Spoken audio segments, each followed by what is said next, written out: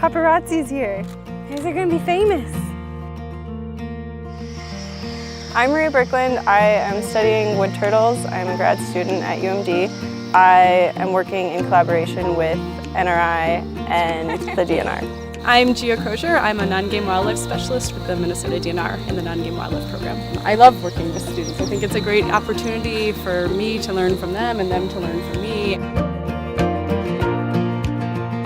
So we've been placing cameras to look at the scrapes, see if there's any turtles out on them.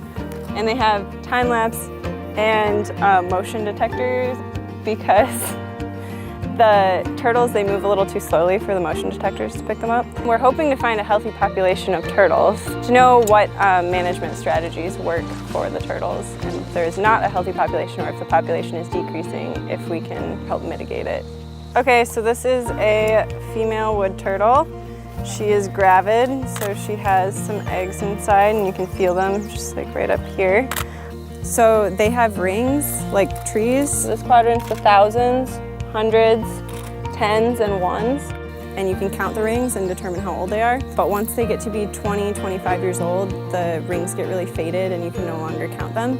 But if you have the turtle marked before, like when it's only 20 years old and you can still count the rings, then 25 years later you find it, then you know it's a 50, 55-year-old turtle.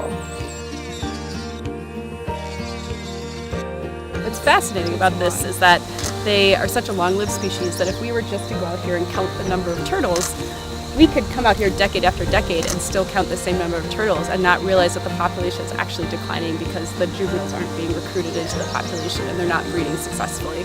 So the type of work that the U of M is doing, where they're looking at the age class structure and tagging these turtles and monitoring them over time, is really what we need to have so we can actually see how the population is doing over the long term. Last year we found 30 dead turtles and we didn't know what the cause was, and this year we've been finding more, so we're kind of concerned about them. There's a variety of threats for this turtle, but one of the threats that we're concerned about is poaching. This species is valuable for the pet trade and people collect them for pets, and so we try to keep the locations of where these turtles are relatively quiet because we don't want to attract poachers to this area. And some people may take these just because they look cute, they want to bring them home. We strongly recommend that people do not do that. You need to leave turtles where they are, particularly because of disease, because of concerns about the population. It's just not a good idea to bring turtles home.